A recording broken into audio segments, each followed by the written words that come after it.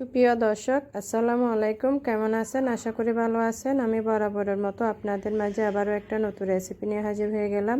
আজকে আমি করে দেখাবো দামি রেস্টুরেন্টের মতো পটেটো ওয়েজেস। আশা করি আপনাদের কাছে খুবই ভালো লাগবে। অল্প উপকরণ দিয়ে কিন্তু আমরা রেস্টুরেন্টের স্বাদটা ঘরে বসে নিতে পারি খুবই সহজভাবে, কিন্তু তৈরি করা যায় মাত্র অল্প উপকরণ দিয়ে। খুবই মজা হয় এই পটেটো ওয়েজেসটা। আশা করি ভালো লাগবে আপনাদের কাছে। যদি আমার রেসিপিটা ভালো লেগে থাকে তাহলে একটা লাইক দিয়ে দিবেন। ফ্রেন্ডস এবং ফ্যামিলির সাথে অবশ্যই রেসিপিটা শেয়ার করবেন। চলুন তাহলে পটেটো ওয়েজেস কীভাবে তৈরি করতে হয় আপনাদের সাথে শেয়ার করি। পটেটো ওয়েজেস তৈরি করার জন্য এখানে আমি মিডিয়াম সাইজের 5টা আলু নিয়েছি। দেখতে পাচ্ছেন আমি কিন্তু ভালোভাবে ধুয়ে পরিষ্কার করে নিলাম।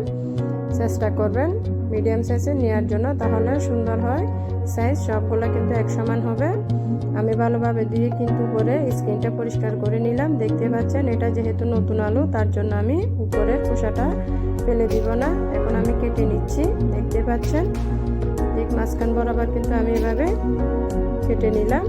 এখন একটা স্লাইস দিয়ে কিন্তু আমি 4 পিস করে আবারও কেটে নিচ্ছি। দেখুন মোটা রাখতে হবে, পাতলা কিন্তু করা যাবে না। দেখুন আমি কিন্তু এভাবে করে কেটে নিচ্ছি। একটা আলু দিয়ে কিন্তু আমি প্রায় 8 পিসের মতো করে নিলাম। দেখুন মোটাটা এভাবে রাখতে হবে। এখন আমি সবগুলো আলু কিন্তু এভাবে কেটে নিব। দেখুন আমি আলু কেটে নিলাম, সাথে নিয়ে নিচ্ছি ঠান্ডা পানি। চেষ্টা করবেন ঠান্ডা পানিটা নেওয়ার জন্য, তাহলে আলুর যে কষ বা স্টার্চ থাকে ওটা কিন্তু বের হয়ে যাবে। এভাবে আমি ঠান্ডা পানিতে দিয়ে 15 থেকে 20 মিনিটের মতো ভিজিয়ে রেখে দিব এক সাইডে। দেখুন রেখে দেওয়ার পর কষটা কিন্তু বের হয়ে যাবে। এখন আমি ব্যাটারটা তৈরি করে নিব। তার জন্য একটা মিক্সিং বোল নিয়ে নিলাম। এখন এর মধ্যে দিয়ে দিব আমি হাফ কাপ পরিমাণ ময়দা। চেষ্টা করবেন ময়দাটা দেওয়ার জন্য। এর মধ্যে দিয়ে দিচ্ছি 2 টেবিল চামচ পরিমাণ কর্নফ্লাওয়ার। সাথে দিয়ে দিব আমি 1 টেবিল চামচ পরিমাণ লাল মরিচের গুঁড়া। চেষ্টা করবেন একটু লাল থেকে দেওয়ার জন্য, তাহলে ওয়েজেসটা ফ্রাই করার পর সুন্দর কালার আসবে। সাথে দিয়ে দিচ্ছি আমি 1 চা চামচ পরিমাণ মিক্স হার্বস। এটা কিন্তু না থাকলে আপনারা চাইলে কালো গোলমরিচ গুঁড়াও দিতে পারেন সম পরিমাণ। এখন এর মধ্যে আমি স্বাদ অনুযায়ী লবণ অ্যাড করে দিচ্ছি। যেহেতু আমরা আলুটা সিদ্ধ করার সময় লবণ দিব, সেই জন্য একটু বুঝে শুনে দিতে হবে। এখন এর মধ্যে আমি চিলি ফ্লেক্স দিয়ে দিচ্ছি 1 চা চামচ পরিমাণ। সবশেষে দিয়ে দিব আমি বেকিং সোডা। এখন আমি কিন্তু প্রায় 1 চা চামচের থেকে একটু কম বেকিং সোডা দিয়ে দিলাম। এটা দিলে কিন্তু খুবই ক্রিস্পি হয় ওয়েজেস। এভাবে দিয়ে এখন আমি শুকনো অবস্থায় একটা হ্যান্ড উইক্স দিয়ে একটু মিক্স করে নিচ্ছি, যাতে সমস্ত উপকরণ ভালোভাবে মিশে যায় একত্রিতে।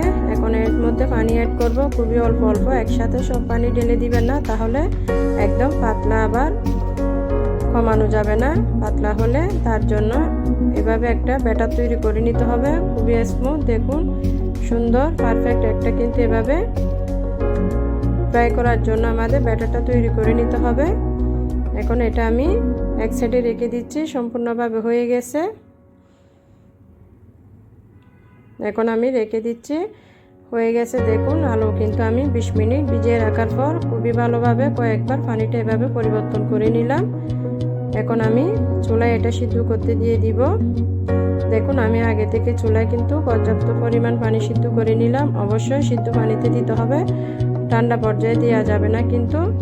এভাবে সাথে লবণ দিয়ে দিলাম 1 টেবিল চামচ পরিমাণ দিয়ে। এখন আমি আলুগুলো একটু সিদ্ধ করে নিব। 50% কিন্তু সিদ্ধ করতে হবে, একদম বেশি কিন্তু সিদ্ধ করা যাবে না, তাহলে ভেঙে যাবে, রেজাল্টটা কিন্তু ভালো আসবে না।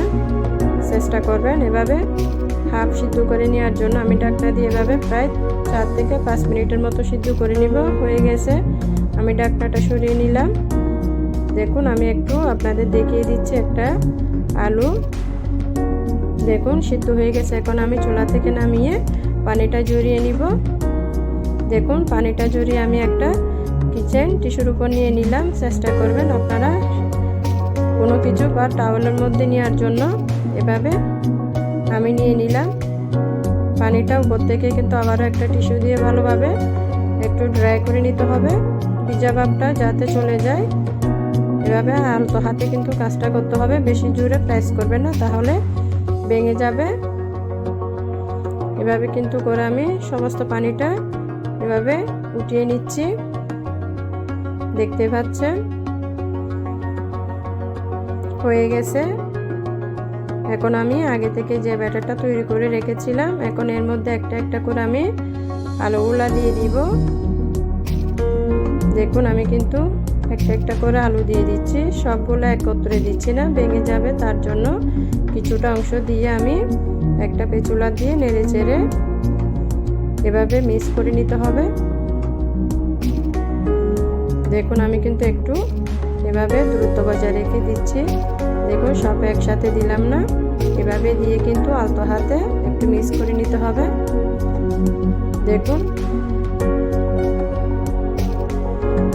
এখন মিক্স করা হয়ে গেছে। আমি চুলায় ফ্রাই করার জন্য কিন্তু এ পর্যায়ে দিয়ে দিব। দেখুন হয়ে গেছে কিছুটা অংশ মিক্স করা। চুলায় এখন আমি একটা প্যানের মধ্যে কিছুটা পরিমাণ তেল দিয়ে দিলাম। দেখতে পাচ্ছেন আমি কিন্তু চুলার মিডিয়াম হিটে কিন্তু তেলটা খুব ভালোভাবে গরম করে নিলাম। চেষ্টা করবেন তেলটা কিন্তু খুবই ভালোভাবে গরম করে নেওয়ার জন্য। এখন আমি দিয়ে দিচ্ছি একটা একটা করে। চুলার আঁচটা বেশি বাড়িয়ে দিবেন না, তাহলে উপরে কালার চলে আসবে, দেখতে ভালো লাগবে না। চেষ্টা করবেন সম্পূর্ণ মিডিয়াম আছে কিন্তু এভাবে ডিপ ফ্রাই করে নেওয়ার জন্য। দেখুন আমি কিন্তু দিয়ে দিচ্ছি, একটু দূরত্ব বজায় রেখে দিতে হবে। এভাবে সব একসাথে দিতে যাবেন না, তাহলে সুন্দর হবে না ফ্রাইটা। দেখুন আমি কিন্তু দিয়ে দিলাম কয়েকটা এভাবে করে। দেখুন এখন আমি একটা কিন্তু জাজরা দিয়ে এভাবে উল্টিয়ে পাল্টিয়ে দিব। দেখুন সুন্দর কালার চলে আসছে, মাশাআল্লাহ অনেক সুন্দর হয়েছে, দেখতে বোঝা যাচ্ছে কতটাই কালারফুল হয়েছে। এভাবে কিন্তু আমি একটু উল্টিয়ে দিচ্ছি। ওয়েজেসগুলো অনেক কালারফুল হয়েছে।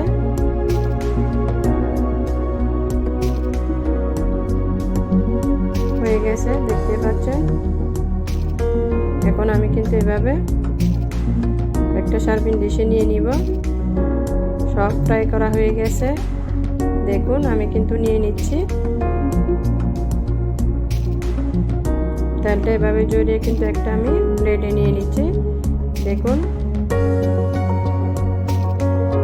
নিয়ে নিলাম সবগুলা পটেটো ওয়েজেস। এখন আমি আবারও ফ্রাই করে নিচ্ছি, আবারও একটু দেখিয়ে দিচ্ছি আপনাদের সুবিধার জন্য। দিয়ে দিলাম।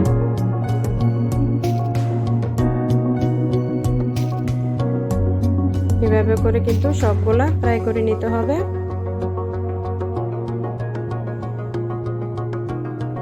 অবশ্যই চুলার আঁচটা মিডিয়ামে রাখবেন। আবারও বললাম কোনো প্রকার বানানো যাবে না, তাহলে কালার একদম বেশি ডার্ক হয়ে যাবে, দেখতে কিন্তু ভালো লাগবে না। এভাবে কিন্তু চুলার আঁচটা মেনটেন করতে হবে সম্পূর্ণ, তাহলে আমাদের পটেটো ওয়েজেস একদম পারফেক্টভাবে ফ্রাই হবে।